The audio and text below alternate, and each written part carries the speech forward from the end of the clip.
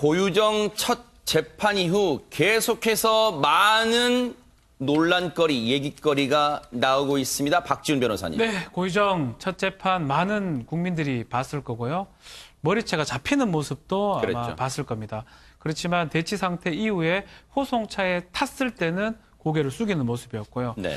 변호인 접견 과정에서 이런 얘기를 했다고 합니다. 뭐라고요? 머리가 한 줌 빠졌다고요. 아하. 한 줌 빠졌는데 그 정도 고통은 감내할 수 있다라고 변호인한테 이런 얘기를 했다고 밝히고 있습니다. 머리채 잡힌 것 정도는 감내할 수 있대요. 그걸 또 변호인 접견 때 또 그런 얘기 했대요. 정말로 감내할 수 있었는지요? 그때 장면, 재판을 1시간여 받고 나올 때 모습 한번 보시고 이어가 보도록 하겠습니다.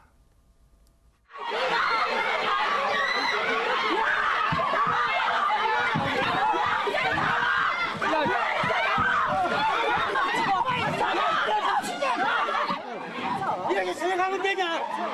어? 그게 아니라 지금 시신도 못 잡고 있어. 왜 이리? 지 혼자 살아먹을 떡을 발악하는 전벌 받을 거야! 어디 엄마 코스프레! 어디 아이를 무기로! 전벌 받을 거야, 고유정! 사형해라! 사형해라! 사형해라! 저렇게 법원 밖에서는 많은 분들이요. 정말로 공분의 이 함성도 외침도 저렇게 했습니다. 그런데 고유정이 그랬다네요. 김복준 의원님. 네. 머리채 잡혔잖아요. 그리고 네. 나서 이제 재판받고 다시 이제 수감됐는데 같은 수감자들이 자기 머리채 잡히니까 걱정해줬다네요. 진짜 그랬을까요? 글쎄, 그거는 뭐 이들이 주장하는 얘기고 확인이 필요하겠습니다만 네. 원래 고유정은 사실은요. 혼거방에다 집어넣으면 혼거방에 있는 수감자들한테 정말 어떤 피해를 당할까봐 원래는 고유정을 독거방에 넣으려고 그랬었어요. 아. 그런데 또 뒤집어서 보니까 독거방에 넣어놓으면 또 그 고유정이 저는 지금 보니까 고유정은 스스로 극단적인 선택을 할 사람도 아닙니다만은 네. 우리가 기우였던 것 같아요. 기우. 네. 독거방에 놔두면 고유정이가 혹시 또 극단적인 선택을 하거나 뭐 문제가 생기지 않을까 오히려 그게 걱정돼서 네. 혼거방에 넣어준 거거든요. 아하. 그래서 혼거방에서 이제 그 다른 그 재소자들하고 같이 있다고 하는데 네. 그 재소자들이 그 남편을 살해하고 남편의 시신을 훼손하고 이런 이 천인공노할 고유정에 대해서 그렇게 호감을 가지고 그까지 머리끄덩이 잡힌 걸 가지고 그렇게 위로해 줄까요?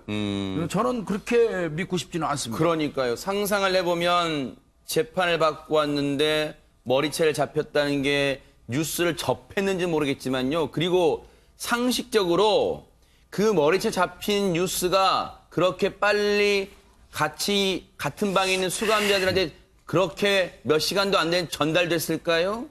이것도 왠지 신빙성은 없어 보여. 그런데 머리채 잡혔단 말 듣고 머리채 잡혔지 얼마나 아팠어. 아이고 힘들었겠다. 다독여줬다고요? 그랬을까요 과연? 자 그런데 오히려 고유정은 저렇게 담담해 보이는데 무덤덤해 보이는데 김기혁 아나운서 네. 고유정의 변호인이 오히려 여론을 못 견디고 있다면서요? 예, 맞습니다. 네. 이 판사 출신 변호사가 다시 이제 고유정의 변호를 맡았었죠. 네. 사실 그 지난달 9일에 한 차례 5인의 변호인단이 사임계를 제출을 했었습니다. 네. 그런데 이 판사 출신의 변호사는 고유정이 수감된 제주 교도소를 이제 수시로 오가면서 다시 맡을지를 고심해 오다가 다시 이제 고유정의 변호를 맡게 된 겁니다. 네. 그런데 이번에 또 다시 이제 사임계를 냈어요. 제출을 했어요. 근데 그 네. 이유를 들어보니 네. 지난 9일에 이제 사건이 알려지면서 비판 여론이 심하게 좀 일었습니다. 네. 그러고 나서 이 법무법인 단체 대화방을 통해서 포기 의사를 밝힌 건데요. 네. 여기서 가장 크게 이제 이목을 끄는 것은 가족 중에 이 변호사의 가족 중에 있던 한 일원이 이 사건으로 인해서 스트레스를 받아서 네. 급기야 쓰러지면서 네. 포기를 하게 됐다 이렇게 밝혔습니다. 그러니까 이 판사 출신 변호사도요, 참 우여곡절을 겪었어요. 앞서 말씀드렸지만, 원래 5인방 변호사 5명을 선임했다는 뉴스가 나왔었잖아요. 거기에는 판사 출신, 이공계 전공자 출신, 화려하게 등등등 해가지고 한 5명 5인방의 변호사를 선임했다는 얘기가 나와가지고, 야, 정말 고유정 참 너무하다. 그냥 화려하게 변호인단 구성해서 법적으로 가보자는 거지. 여론이 빗발치니까 다 사임을 했어요. 근데 그중에 사임했다가 지난 9일 이 5명 중에 사임했던 5명 중에 판사 출신 이 변호사가 다시 선임됐다는 거예요. 9일 날. 여론이 빗발쳤을 거 아니에요. 김기현 아나운서 설명처럼. 그러니까 심적 부담도 컸는데 앞서 김기현 아나운서 설명처럼 자신의 심적 부담뿐만 아니라 가족 중에도 부담, 스트레스가 심했을 거 아니에요. 어머니가 쓰러졌다는 거예요, 지금. 그 가족 중에 한 명이 어머니예요. 이 판사 출신 변호사의 어머니가 쓰러져서 안 되겠다. 이거는 이러다 우리 가족마저 다치겠다. 생각했겠죠? 그래서 소신을, 즉 고유정을 변론하겠다는 소신을 완전히 꺾기로 했다는 거예요. 그런데 당시에 이 변호사가 했던 말이 있다면서요. 왜 고유정을 다시 변호할 수밖에 없었던 이유를 밝혔다면서요, 장희영 교수님. 지금도 그렇잖아요. 다시 그 변호를 맡지 않기로 한 이유가 고유정이 어때서가 아니라 네. 고유정이 억울한 건 맞지만 그래서 원래 소신대로라면 고유정을 변호하는 게 맞지만 어머니가 쓰러져서 어머니 걱정 때문에 그만두게 됐다는 그랬죠. 것이고 지금 변론을 그만두기로 했다고는 합니다만 저는 지금 그만둔 이후에도 그 고유정이 변론을 하고 있는 듯한 느낌을 왜요? 받는데 후배의 요청으로, 그러니까 처음에 고유정 사건을 맡기로 했던 게 후배의 요청으로 내가 무료로 해주려고 했다. 무료로까지 해줄 정도면 고유정이 정말로 억울한 부분이 있다라고 본인은 느꼈다라는 거의 거예요. 확신에 가깝겠네요, 진짜. 네. 그 근거로 이야기한 것 중에 여러 가지 중에 이제 한 가지만 말씀드리자면 그 전 남편을 살해하는데 사전 작업에 아마 쓰였을 것으로 추측되고 있는 졸피뎀이 있었죠. 수면제 굉장히 강한. 그 수면제가 고유정의 소지품에서 나왔다는 것 자체가 고유정이 그걸 범행에 썼다면 어디다 버렸겠지 가지고 있었겠느냐. 고유정이 이걸 갖고 있었다는 것 자체가 이건 고유정이 이걸 살인도구로 쓰지 않았다라는 어쩌면 증거다라는 이런 확신을 가지고 있는 것 같고 고유정 이야기를 들어보니까 억울한 게 너무 많다라는 거죠. 그러니까 앞서 고유정이 변호사 만나서 아예 머리카락 좀 뽑힌 거 이 정도는 감내할게요. 아예 저희 같이 수감하시는 분들이 오히려 저를 위로해줘서 이런 모든 게 고유정도 자신을 믿어주는 변호사가 얼마나 편하겠습니까? 서로 아마 이런 분위기 속에 대화가 오고 가고 있는 것 같고 현재도 그만뒀지만 나는 어쩔 수 없이 어머니 때문에 소신을 꺾었다라는 표현을 쓰고는 있습니다. 네. 그런데요, 고유정 사건이 복잡한 만큼 이 관련 변호인 관계도 복잡해요. 지금 말씀드린 변호사는요, 박준 변호사님, 네. 판사 출신 변호사고 엊그제 공판에 실제로 들어간 변호사 또 다른 변호사라면서요? 그렇죠. A 변호사가 이 B 변호사를 뭐 고용했다고 표현하면 맞을 것 아하. 같습니다. 그래서 A 변호사가 직접 공판에 참여하지 않고 B 변호사를 통해서 이 공판 과정을 이제 했는데 네. 이 공판 과정에서 놀라운 얘기들을 많이 뭘까요? 했었죠. B 변호사 했던 얘기가 비정상적 성욕자였다. 이 피해자가 그것 때문에 성범죄를 막기 위해서 정당방위라는 취지로 이 주장을 했습니다. 그러다 네. 보니까 이 경찰하고 검찰의 수사가 뭐 잘못됐다라고 하고 검찰 같은 경우는 증거에 대해서 상당히 많은 문제점을 제기했는데 특히 이 비 변호사는 계속적으로 이 고유정 변호를 맡기로 지금 했다고 합니다.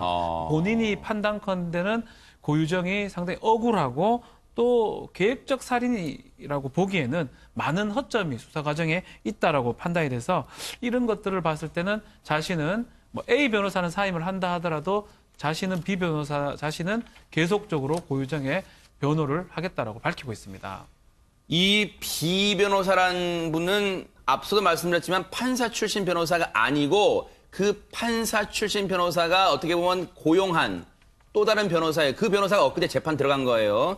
그런데 김기현 아나운서 네. 이 편의상 B 변호사가 한 주장이 또 다른 정말 우리 시청자분들이 듣기엔 좀 어처구니 없는 내용이 또 있다면서요? 예, 저희가 어제 방송을 해드릴 때 이 비정상적인 성욕이 좀 있다. 이렇게 전 남편이 성욕이 있다라고 고유정 측 변호사가 이렇게 얘기를 했었죠. 네. 그래서 많은 비난이 일었었는데 당시에 이 변호사가 했던 얘기부터 짚어보면요. 그럴까요? 고유정이 억울한 부분이 있다. 네. 계획적인 살인으로 보기에는 허점이 있다. 네. 라는 것이고 그 다음이 비정상적인 성관계 요구에도 네. 사회생활을 하는 전 남편을 고유정이 배려했다는 네. 거예요. 여기에 이어서 또 의외의 주장을 하는 게요. 뭔데요? 고유정은 6년의 연애 기간 동안 전 남편과의 연애 기간 동안 내내 순결을 지켜왔다. 이 혼전 순결을 지켜준 남편이 고마워서 성관계 요구를 거절한 적이 없다라는 말을 또 첫 공판에서 변호사가 했었습니다. 아하. 유족 측이 이런 주장을 들으면 얼마나 정말 분통이 터질까요? 유족 측의 변호인을 통해서 한번 들어보시고 이어가 보도록 하겠습니다.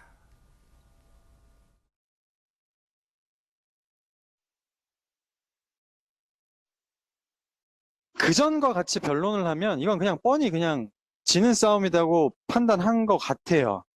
피해자는 성적으로 지금 자기한테 끊임없이 요구했고 자기는 그거 다 들어주던 아주 선량한 사람이었다. 범행 당일에도 그렇게 자신의 성욕만을 막 내세웠다. 그러니까 시작부터가 그렇게 시작을 했어요. 부부 사이에 내밀하게 있었던 일을 목격자도 없고 그거를 밝힐 수도 없으니까 그걸 이용해서 그냥 막 상대방을 헐뜯는 거죠. 그거를 다 받아서 변호인이 해준다는 것도 저는 좀 많이 놀랐어요. 그 정도로 극단적인 방향으로 변론을 하기로 마음 먹은 것 같습니다. 그런데 박진 변호사님, 고유정 측이 이렇게 주장은 할 수 있다고는 치지만 어쨌든 이 재판에서 재판장도 이 주장을 들을 거 아닙니까? 그렇죠. 이 모하이면도 방식 같아요. 모라면 이제 잘만 되면 정말 경하게 받을 수 있고 무죄까지 아니면 무기징역, 사형 이까지 예상한 변론으로 보이는데 일반적으로 변호인 입장에서는 본인이 변론을 하는 과정이기 때문에 의뢰인하고 얘기를 하면서 상식적으로 납득하기 어렵거나 또 재판부한테 납득시킬 수 없는 얘기는 하지 않고 또 설득을 시킵니다. 근데 아마 고유정 아니면 고유정 측에서 강력하게 요청을 한 걸로 지금 보입니다. 변호인이 본인이 이렇게 판단을 하고 이런 내밀한 얘기까지 굳이 지금 살인사건에서 할 이유는 없거든요. 또 피해자를 모욕하는 상황이거든요. 네. 정상적인 변호사라면 그렇게 하지 말자라고 하고 사임 같은 거지 얘기를 할 건데 네. 이것을 다 해줬다라는 거는 고유정 측이 강력하게 요구를 했던 경우가 아닌가 저는 그렇게 보고 그런 경우는 이제 돌아갈 길이 없다고 본 것 같아요. 결국 이제 무죄 주장을 하고 성폭행의 정당방위를 주장하는 거 이거 말고는 돌아갈 방법이 없기 때문에 거기에 맞게 계속적으로 변호를 하고 변론을 하는 걸로 보입니다. 네. 결국 사임하기로 한 그 판사 출신 변호사 말고 엊그저께 공판에 참석했던 변호인은요, 이런 얘기도 하고 있습니다. 김복준 의원님 하나 읽어드릴게요. 고유정이 처음부터 일관되게 성폭행 때문에 범행했다는 주장을 해왔는데 네. 이에 대해서는 관련 수사가 제대로 이루어지지 않았다. 이렇게 네. 얘기를 하고 있습니다. 에휴, 저 이 얘기 들으면서 그 생각을 했어요. 사실은 초기에 경찰이 그 성폭행을 당했다는 문자를 보여주는 바람에 거기에 휩싸여가지고 CCTV라든지 초등수사를 제대로 못해서 경찰이 엄청나게 비난을 받았어요. 오히려 고유정이 전 남편으로부터 성폭행을 당할 뻔했다. 네. 그런 문자를 보여줬잖아요. 그 네네. 증거라고 그렇죠. 하면서 미안해. 네. 너는 다시 안 볼 거야. 이거를 지가 본인이 자작해가지고 그랬죠. 경찰한테 보여줬잖아요. 네네. 그 바람에 경찰의 초등수사가 꼬였고 그걸 잘못하는 바람에 경찰이 엄청나게 비난에 봉착했었거든요. 네. 그런데 지금 와가지고 성폭행 관련된 그 부분을 수사를 제대로 안 했다. 이제 이런 식으로 그 변호인이 주장하는 건 이건 그 터무니없는 소리죠. 아하. 예. 그러면서 김복준 의원님 또 뭐라고 하냐면요. 네. 그 변호사가 언론에서 지금까지 보도된 바와 달리 그 사건에는 안타까운 진실이 있다. 그런데 그 안타까운 진실이 뭔지 또 안 밝혀. 이게 뭐 하자는 거예요, 지금? 그러니까 안타까운 진실이 재판난 건데 네. 그렇게 살해할 수밖에 없었던 무슨 그 사유 같은 거 이런 거 아니겠습니까? 이야기한 그런 거겠죠. 네. 고유정이 6년간 순결을 지키다 결혼을 그렇죠. 했다가 사실은 우리가 지금 비정상적인 성관계라고 순화해서 이야기를 하고 있습니다. 변호인이 읽은 단어는 더 자극적인 단어였거든요. 그럼요. 전 남편을 정말 완전히 성도착증 환자로까지 만들었잖아요. 네. 그리고 고유정이 심지어 변호사가 그 얘기 읽을 때 법정 안에서 흐느끼고 울었다는 거 아니겠어요? 어깨까지 들썩들썩 하면서 네. 그 자체가 마치 고유정이 정말 너무나 극심한 트라우마에 시달릴 정도의 엄청난 피해자였다. 이 부분이 아마 엄청난 안타까운 진실이 아닐까 싶기도 한데 네. 이제 그 부분에 대해서 앞서 우리 경찰 좀 전에 경찰에 처음에 잡힐 때 너무나 태어난 얼굴로 제가 피해자인데요 했던 고유정의 얼굴을 본 사람들이라면 과연 그거와 이거가 매칭이 될까 이 부분에서 의문입니다만 네. 아마 이 변호인은 지금 정말 그 부분으로 밀고 나가려고 하는 것 같아요. 이 변호사가요. 네. 변호를 하면서도 저 이거 처음 봤는데요. 네. 변호를 하는 과정에서 우리 변호사님도 계시지만 이혼하기 직전에 부부가 부부관계의 내밀한 상황을 구체적으로 거론하는 경우는 없었어요. 제 기억에는 없거든요. 네. 근데 이거는 좀 그 도가 좀 넘치는 것 같습니다. 네. 예. 그러면서 이 변호인은 이런 얘기를 합니다. 박지훈 변호사님 요거 하나 읽어드릴게요. 그러면서 제가 변호인으로서 활동하고 있는 형사사건, 지금 고유정 사건을 언급하는 거예요. 왜냐하면 이 사람이, 이 변호사가 공판에 참석했으니까요. 이 사건에 대하여 많은 국민적 관심과 비판적 여론이 있는 것으로 알고 있다. 이렇게 운을 뗐습니다. 그러면서 제 업무 수행을 방해하려는 어떤 불법적인 행위, 예를 든다면 명예훼손, 모욕 등 이런 시도가 있다면 법률적 대응을 할 수 있다. 제가 이걸요 한 10번 읽어봤는데요, 박준 변호사님. 네. 마치 협박받는다는 느낌을 제가 지울 수가 없었어요.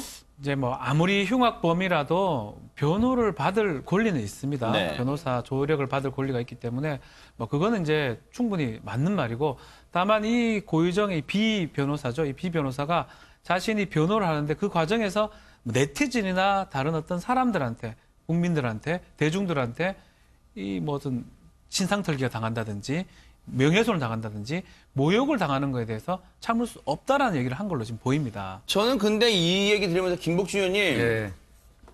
본인이 자신 있다는 거 아니에요, 이 변호사는. 고의정이 진실하다는 거 아니에요. 그러면 예. 이렇게 마치 시청자분들이나 다른 분들이 협박으로 느끼게 이런 말을 할 게 아니라 재판을 통해서 보여주시라는 거예요. 재판을 통해서 정말로 고의정이 진짜 무죄인지 정말로 진실한지. 그렇죠. 결국은 뭐 이 변호사가 할 일이 그건데. 네. 근데 지금 이 변호사께서 주장하고 있는 사실들은 애초부터 태생적으로 입증이 불가한 사항이에요. 아하. 고유정의 일방적인 어떤 그 주장에 불과한 것이고, 그거를 입증할 수 있는 방법은 지구상에 존재하지 않아요. 그거는 그 변호사가 모르지는 않을 거예요. 네. 그럼에도 불구하고 그 변호사가 도저히 입증할 수 없는 고유정의 일방적인 이야기를 왜 그 재판정에서 할까요? 네. 거기엔 저는 오히려 거기에 뭐가 숨겨져 있다고 봅니다. 네, 박준 변호사님. 변호사도 사실은 검사도 그렇지만 공익의 대변인으로 봅니다. 진실을 밝힐 의무도 같이 있는 거고요. 또 의뢰인을 보호하고 변호할 의무도 당연히 있는 거죠.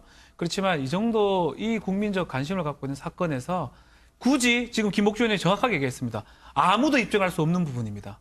아무도 찾아낼 수 없고 아무도 밝힐 수 없는 그런 두 사람만의 은밀한 그 부분까지 얘기를 해서 결국은 피해자한테 모욕하고 피해자 지금 명예훼손을 그쪽에서 하고 있는 상황이거든요. 네. 비록 재판이지만 네. 자신의 업무기 때문에 정당한 행위로 봅니다. 처벌받지는 않을 겁니다. 그렇다면 그 변호 활동이 과연 적절하고 적법한 변호 활동으로 볼 수 있는지 저는 상당히 의문이고, 네. 또 지금 말한 것처럼 그렇게 하니까 국민들이 또 네티즌들이 또 자신한테 뭔가 위해를 가할 듯한 네. 그거를 막기 위해서 선제적으로 또 이렇게 글을 쓰고 하는 것도 과연 변호사라면 저렇게 아하. 하는 게 맞는지 참 묻고 싶네요. 그런 생각 많이 하실 거예요. 그런데요, 시청자 여러분, 이제부터 잘 들어보세요. 이런 터무니없이 일반적인 상식 가진 분들이라면 이런 터무니없는 주장을 재판에서도 왜 할까? 그런데요, 묘하게 겹치는 오버랩되는 강력 사건이 미국에서도 있었답니다. 김기혁 아나운서. 네, 고유정 사건과 비슷한 엽기적인 살인 사건이 있었는데요. 이 살인범은 조디 아리아스라는 당시에 27살의 여성이었습니다. 남자친구를 저 사람이에요? 예, 맞습니다. 아하. 네. 2008년에 있었던 사건인데요. 남자친구가 이제 이별을 통보했습니다. 남자친구 집에서. 그러니까 흉기로 이 남자친구를 27차례 찌르고요. 그 후에 총으로 또 이 남성을 쏩니다. 그 이후에는요, 또 흉기로 목까지 훼손을 합니다. 시신을 훼손했다네. 예. 정말 이 당시 미국에서도 굉장히 엽기적인 사건으로 이 많은 시민들이 이제 관심을 갖고, 네. 이제 고유정 사건도 네. 제주지법에서 네. 방청권을 배부하잖아요. 네. 당시 이 재판에서는요, 이 조디 아리아스 재판에서는 네. 이 방청권이 암표로 팔릴 정도였다고 네. 합니다. 아니 근데 박지훈 네. 변호사님, 이런 강력 범죄 지금 사건만 놓고 보면 상당히 정말 너무너무 잔혹해요. 그런데 그렇죠. 이 사건의 재판이 고유정 재판과 오버랩된다, 그 이유가 대체 뭡니까? 아주 흡사합니다. 이 조디 아리아스 사건에서 이 성관계 직후에 살해를 했다라고 주장을 하거든요. 그 아하. 똑같습니다. 정당방위 주장을 했었어요. 네. 남자친구가 성관계 직후에 자신을 공격했기 때문에 그 공격을 방어하기 위해서 우발적으로 살인했다면서 네. 정당방위를 주장했고 아하. 지금 이거랑 이 사건이랑 거의 똑같습니다. 주장하는 방식이. 고유정도 마찬가지입니다. 성폭행을 하려고 해서 저항하다가 뭐 수박을 먹다가 그 과도 같은 걸로 살해를 했다. 이렇게 얘기하는데 약간은 차이는 있지만 기본 패턴은 똑같기 때문에 아하. 아마 이 아디아스 사건을 좀 참고한 게 아닌가 이렇게 생각이 듭니다. 왜냐하면 그런 생각도 지울 수가 없어요. 왜? 고유정이 검색의 달인이잖아요.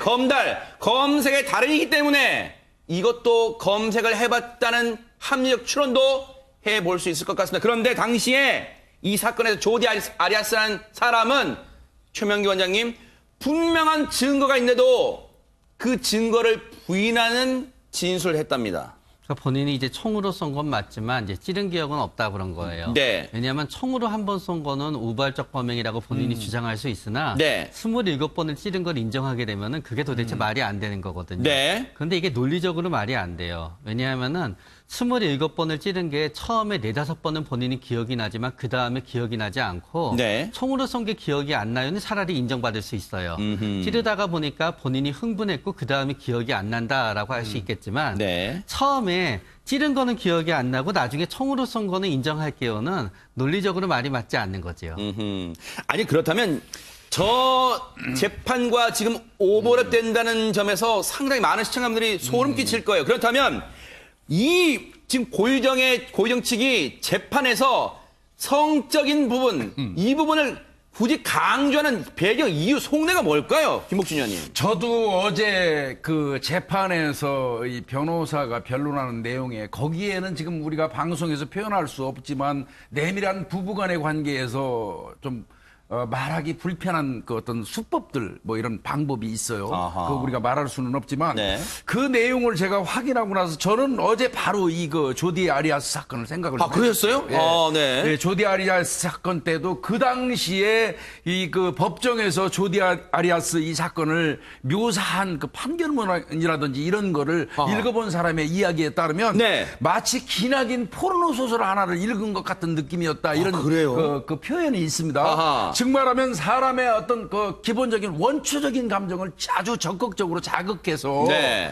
이제 그 관심이 증폭이 되면요. 네. 근데 참 묘한 게 사람들의 대중들의 관심이라는 것이요. 네. 야 확대되고 이 재생산되다 보면 일사불란하게 한쪽으로 안 가요. 아. 백태 현상이 벌어지거든요. 네. 그러다 보면 막 여러 가지 의견이 제시되다 보면 진흙탕이 돼 버립니다. 논점이 흐려지는군요. 아. 결국은 본질이 희석되는데 적극적으로 기여한단 말이죠. 네. 이런 부분을 저는 그 변호사가 뭐 노리고 했을 거라고 생각은 안 듭니다만은 아닐 겁니다. 네. 그렇지만은 이런 부분을 이 범죄학을 하는 사람들도 이런 저 아리아스 사건 같은 거 많이 알고 있고 아하. 뭐 변호사분들도 알지 않겠습니까? 네. 그래서 혹시 이분 뭐 이런 거 보고 비슷하게 흉내 내시는 건 아닐까 네. 이런 의심도 저는 해보긴 아하. 했거든요. 네. 뭐 그거 아니겠지만 네. 뭐 같은 유사한 부분이 있어서 그러네. 말씀드립니다. 상당히 유사하네요. 예. 다음 공판이 9월 2일이에요. 그렇다면 지금 걱정되는 건요. 다음 공판에서도 어떤 주장을 고유정 측이 펼칠지도 관심인데 전망해본다면 박준 변호사님 어떻게 볼 수 있을까요? 지금 뭐 하나도 안 했어요. 사실은 네. 1회 공판기일에 범죄 사실 인정 여부하고 증거의 인정 여부, 증거를 인정하지 않으면 증인을 불러야 되는 그 과정을 거쳐야 되거든요.